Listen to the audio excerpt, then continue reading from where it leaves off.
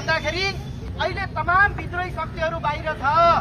21 गते चुनाव भएर बनेको सरकारले ती विद्रोह शक्तिले विद्रोह गर्यो भने सरकार टिक्न सक्दैन।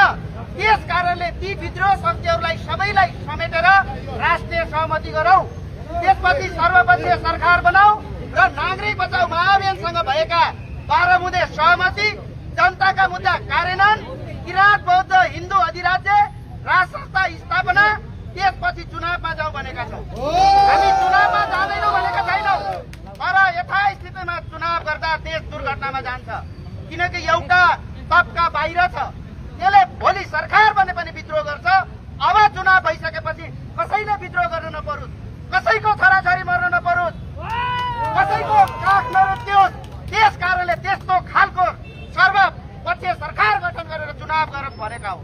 त्यस कारणले आज यो कुरा बनिरहँदाखेरि नागरिक बचाउ महाअभियानका केन्द्रीय संयोजक दुर्गा प्रसादज्यूलाई जुन आतंककारी शैलीमा थुनिएको छ र तत्काल दुर्गा प्रसाद लगायत राष्ट्रवादी शक्तिहरूलाई रिहा गरेर राष्ट्रिय सहमति, सर्वपक्षीय सरकार, हिन्दू अधिराज्य कायम, राष्ट्रसत्ता स्थापना, त्यसपछि चुनाव।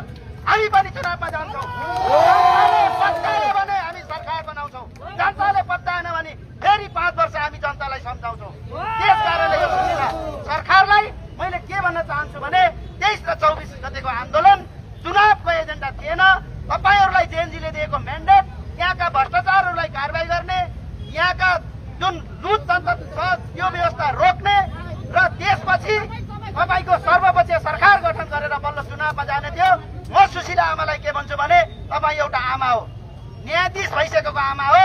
आमा विचार गर्नुहोस्, तपाईँले जबरजस्ती चुनाव गराउनु भयो भने कुनै पनि देशमा सेना परिचालन गरेर जनतालाई डर त्रास देखाएर गरेको चुनाव शान्तिपूर्ण हुँदैन। त्यसपछि जमेको विद्रोह ठेक्न सकिँदैन। त्यस कारणले अब एउटै विकल्प हो, सबै घटक, सबै दल, सबै विद्रोह शक्तिलाई एक ठाउँमा राखेर